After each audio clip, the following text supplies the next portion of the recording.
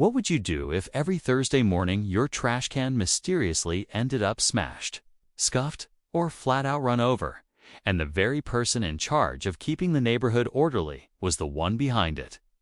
Did she really just do that? Devin? Caraway muttered under his breath, staring at the trash can lying on its side at the end of his driveway. A fresh scrape ran along the plastic, and right next to it on the curb were faint tire marks. This wasn't the first time.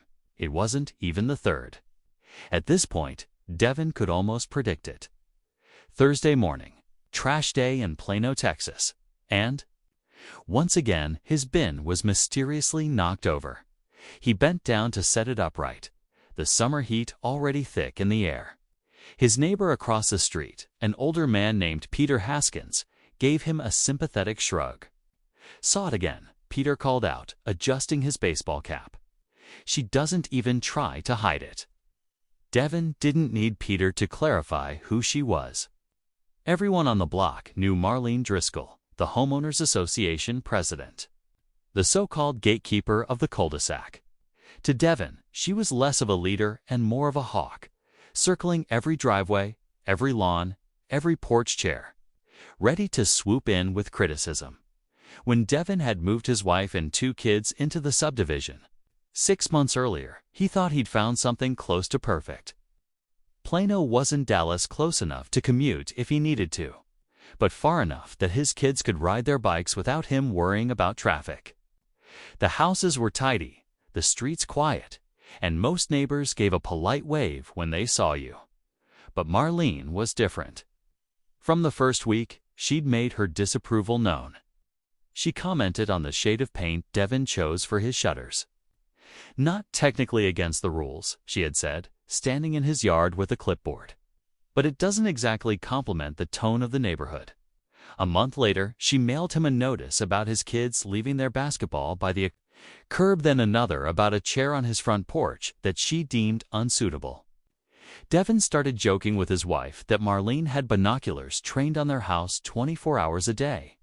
But deep down, it didn't feel like a joke down. With the trash can, things had become more blatant.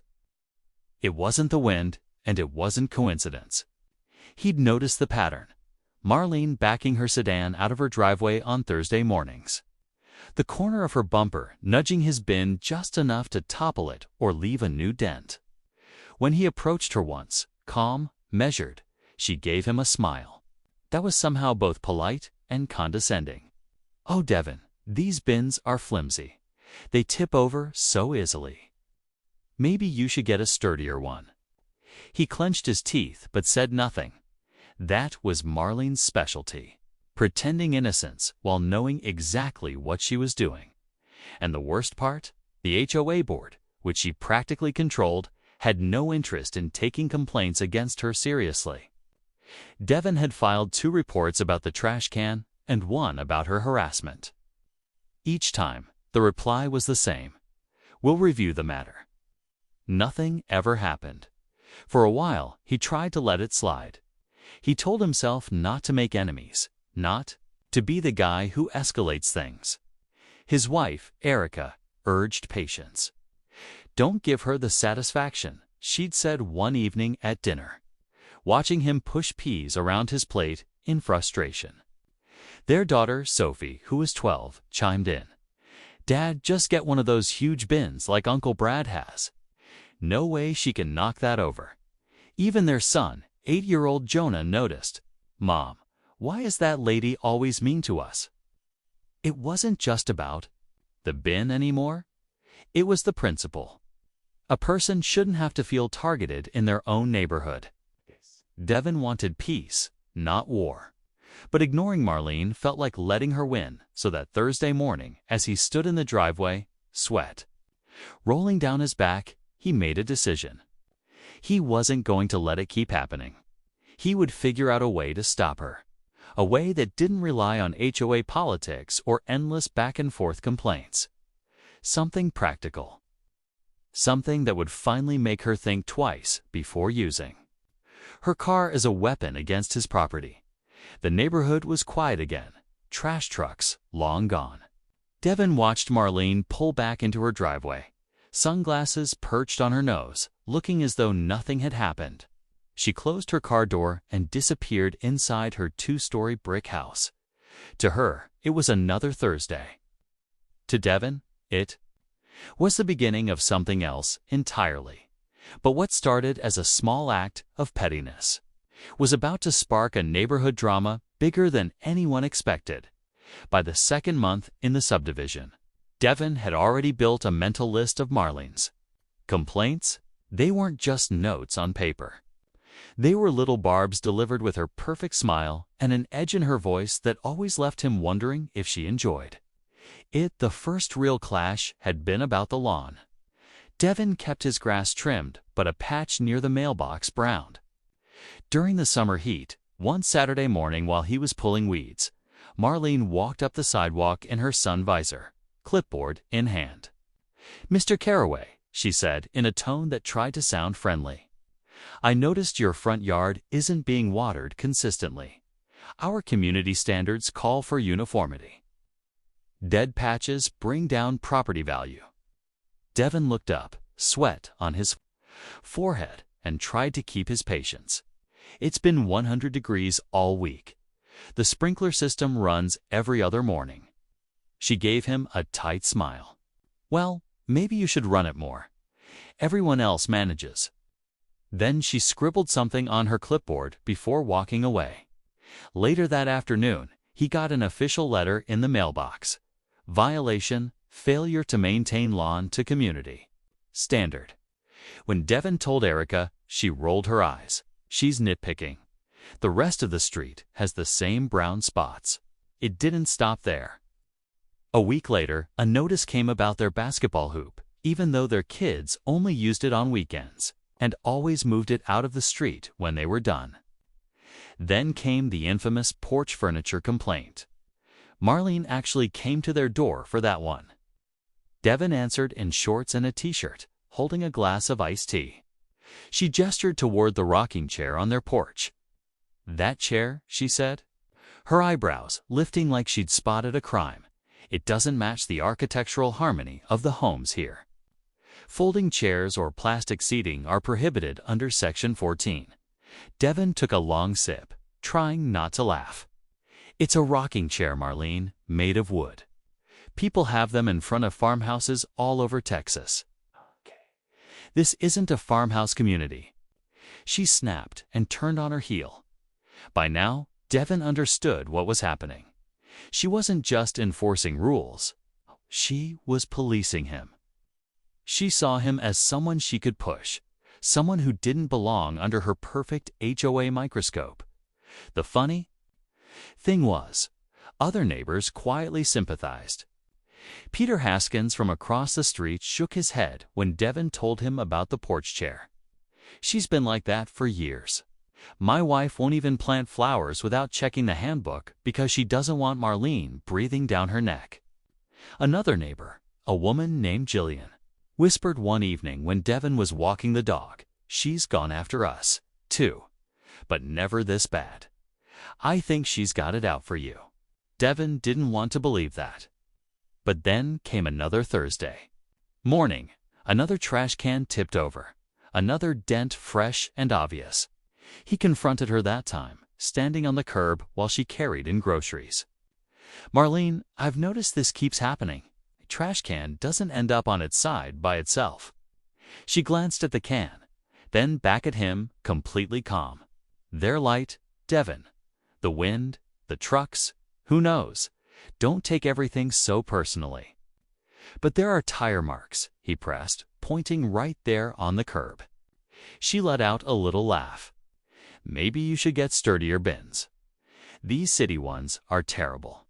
And with that, she shut her car door and went inside. It was infuriating. He couldn't prove it, not yet, but the smirk she wore when she brushed him off told him everything. Devin started to feel trapped between two options: ignore her and keep taking the hits, or push back and risk making the neighborhood even more uncomfortable. At dinner that night, his daughter Sophie brought it up. "Dad, why don't you just call the police?" Erica sighed.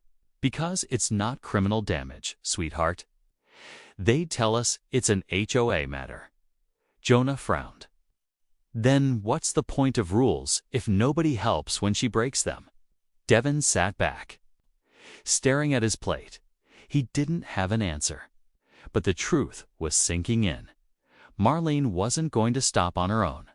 But the deeper her complaints piled up, the more Devin realized this wasn't just about a lawn or a trash can.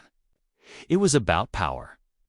And whether he'd let her keep it by late summer, the friction between Devin and Marlene wasn't just their private problem anymore.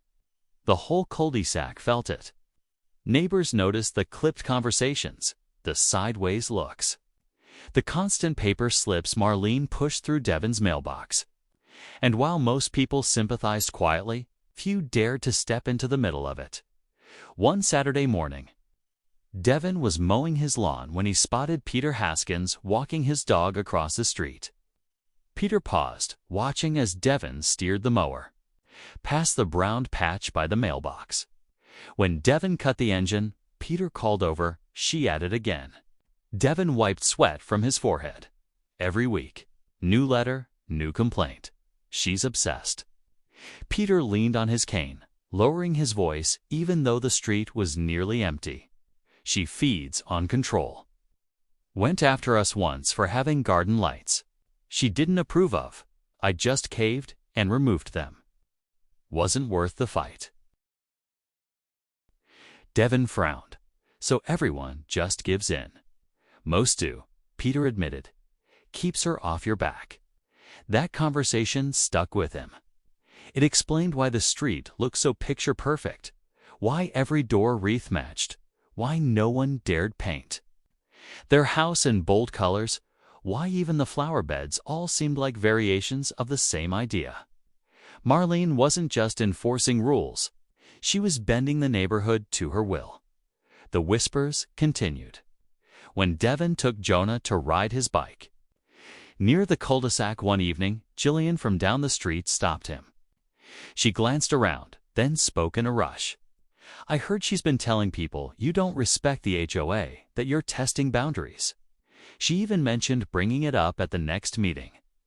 Devin's stomach tightened. "She's making me out too. Be a problem neighbor." Jillian nodded, her lips pressing into a thin line. "I think she's trying to isolate you." That's what she does. Happened to the Sanders family before they moved out. Back home, Devin repeated this to Erica, who looked exhausted just hearing it. This is harassment. If she were anyone else, you could threaten legal action. But she's the HOA president. Devin said bitterly. She knows the system better than anyone. It's her weapon. The turning point came one weekday morning. Devin was leaving for work later than usual and caught Marlene outside with another neighbor, a man named Greg Turner. They didn't notice Devin was standing by his car, so he heard everything. "She's probably right," Greg said, his tone uncertain. "Oh, please," Marlene scoffed, waving a manicured hand. "The man can't even keep his trash can standing upright. And have you seen his kids leaving scooters on the sidewalk? It's like he thinks this is some free-for-all." Greg chuckled nervously, but Devin felt the sting. She was turning his family into a punchline. That evening at dinner, Devin brought it up. "She's not just picking at us anymore. She's trying to make us the outcasts." Erica reached across the table, squeezing his hand. "Then we can't let her win. The kids deserve better than living under her shadow." Sophie looked up from her plate. "Dad, everyone knows she's mean. It's not just us." Jonah piped in. "Why doesn't someone stop her?" That was the question. Why didn't anyone stop her? Maybe they were afraid. Maybe they thought it wasn't worth the fight. But the more Devin thought about it, the more he realized silence was exactly what gave her power. The next HOA meeting only confirmed it. Devin attended reluctantly, sitting in the back of the small community center. Marlene stood at the front, clipboard in hand, rattling off updates about landscaping and security patrols. Then, with a sharp glance toward Devin, she said, "And I'd like to remind everyone that trash bins must be properly stored after pickup. Leaving them out creates an eyesore." A few heads turned toward Devin. He clenched his jaw, feeling his face heat up. She hadn't named him, but everyone knew. She had used the meeting as a stage to humiliate him. Driving home, Devin made a promise to himself. If Marlene wanted to make him an example, he would show her she'd chosen the wrong target. He didn't know how yet, but he wasn't going to keep letting her win. But the more she tried to shame him publicly, the more determined Devin became to set a trap she wouldn't see coming. The trash can became the battlefield. What once felt like a simple household object now stood as the centerpiece of Marlene's petty campaign. Devin could no longer dismiss the dents as chance. Each week, the damage grew more obvious: cracks along the edges, new scrapes across the lid, and the same telltale tire marks streaked across the curb. One Thursday morning, Devin deliberately left for work a little later just to watch.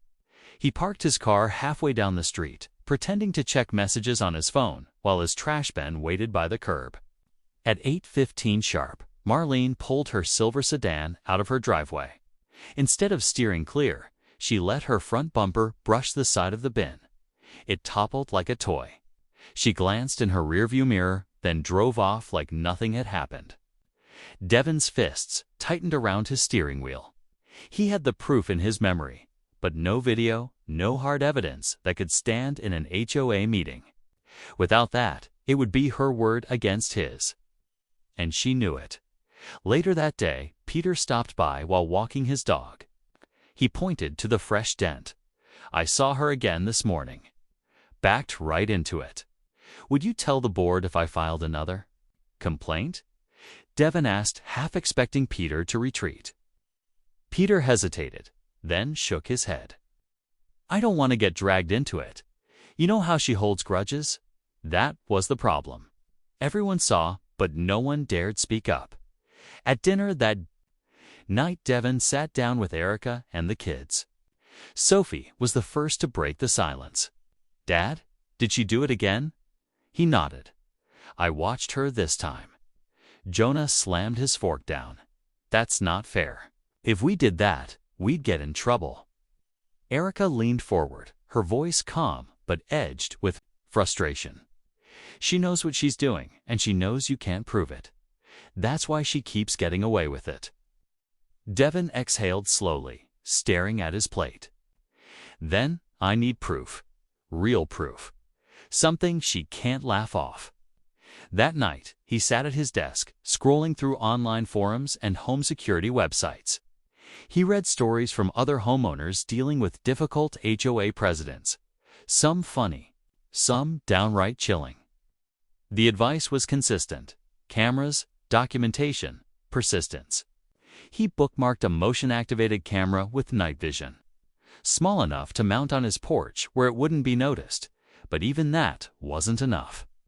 He wanted her to stop permanently, not just squirm through a meeting where he caught her in the act.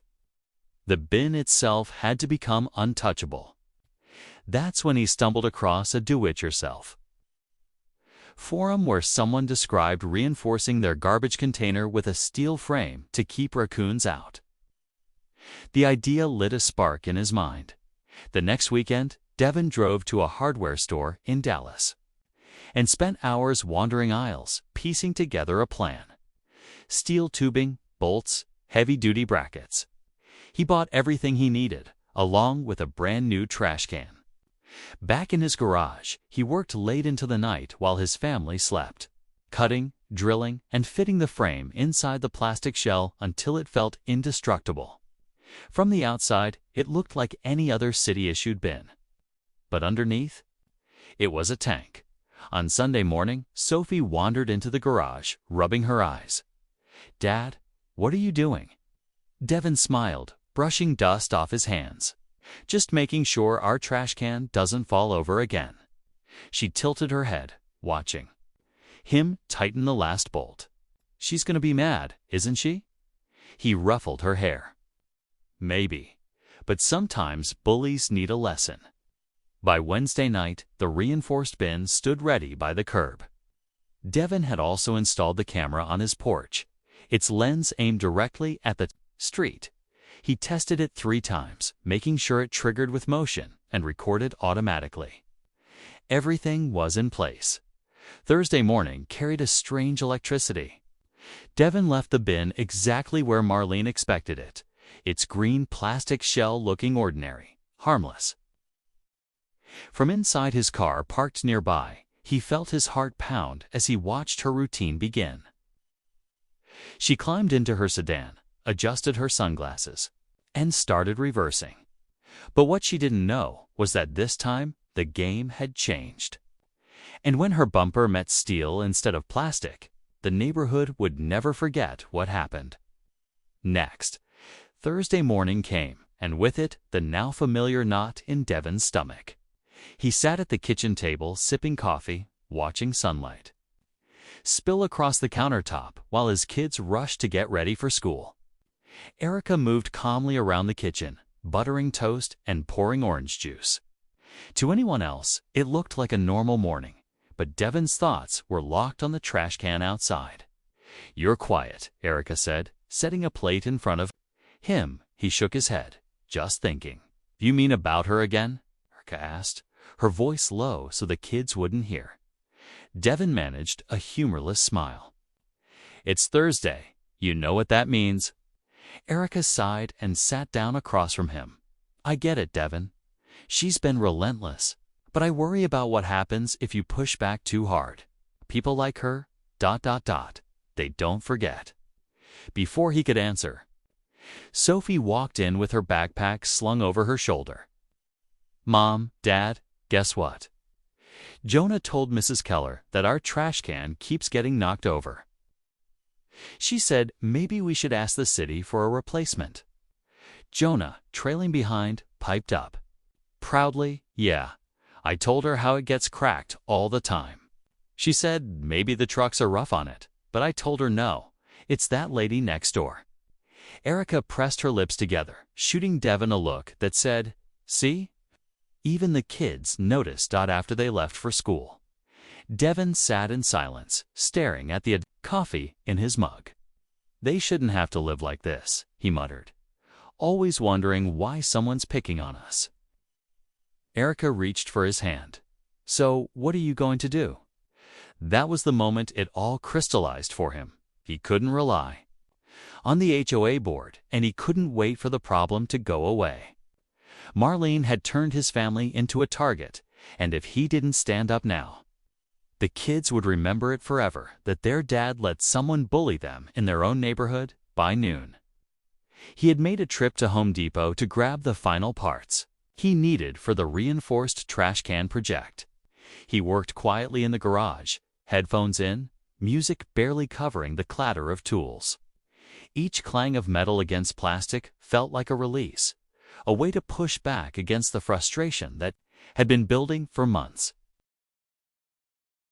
Later that evening, Erica found him tightening bolts on the steel frame inside the bin. Sweat ran down his temples, but his focus was razor sharp. "You're really going through with this," she said, leaning against the doorway. Devin didn't look up. "She thinks this is a game. I'm done playing." Erica folded her arms, torn between worry and admiration. "What if she flips it around on you? What if she says you damaged her car?" "Then I'll have the footage," Devin said firmly. "Cameras. Ready to go."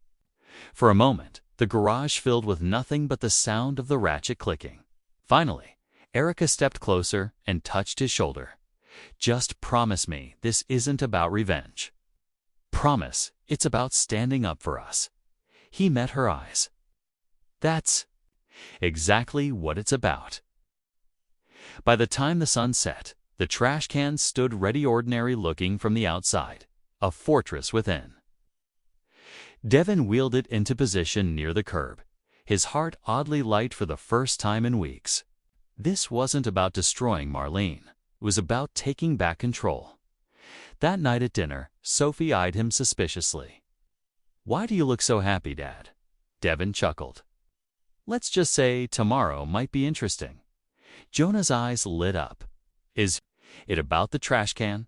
Devin winked. Maybe. The kids laughed, the tension at the table easing just a little. Erica didn't laugh, but she squeezed Devin's hand under the table. A silent message. I'm trusting you. Later, when the house was quiet, Devin walked out to the driveway. The reinforced bin stood tall under the streetlight. He glanced at Marlene's house, where the blinds were drawn and her porch light glowed faintly. For months, she'd dictated the tone of the block, making him feel powerless. Tomorrow, he thought, would mark a turning point, but he didn't realize that his plan wouldn't just change things for him. It would ripple across the entire neighborhood, leaving everyone with something to talk about. Thursday morning arrived with a nervous kind of anticipation. Devin was up before his alarm, sipping coffee in the dark kitchen while the rest of the house slept. Through the blinds, he could see the reinforced trash bin sitting at the curb, waiting.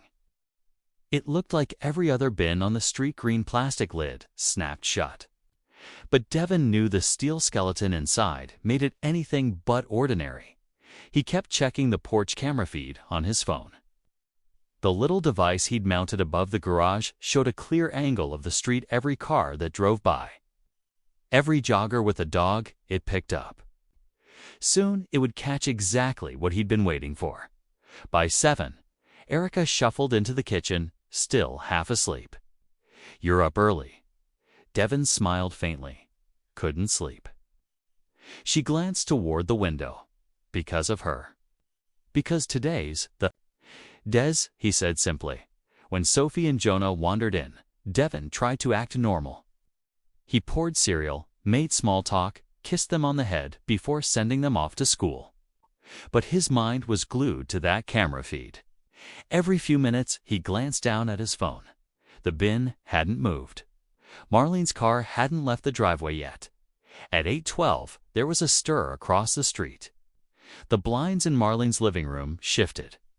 A moment later, her front door opened, and out she came in her usual morning uniform. Pressed blouse, slacks, oversized sunglasses. She carried a travel mug and her handbag, moving briskly to her silver sedan. Devin leaned forward in his chair. Every nerve alert. Here we go, he muttered to himself.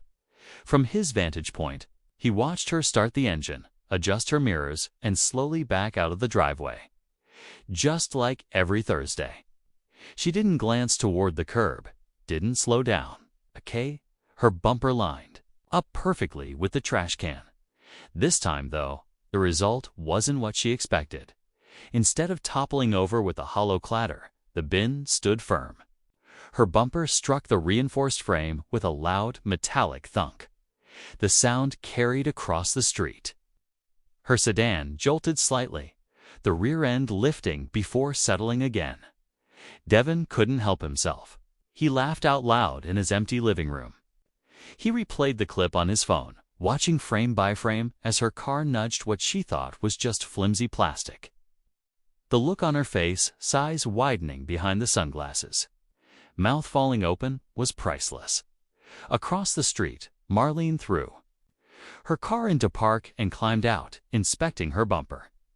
Devin stepped outside casually, coffee mug in hand. "Everything okay, Marlene?" he called. She straightened abruptly, her lips pursed. "Your bin is in the way." Devin raised an eyebrow. "Same spot it's always in."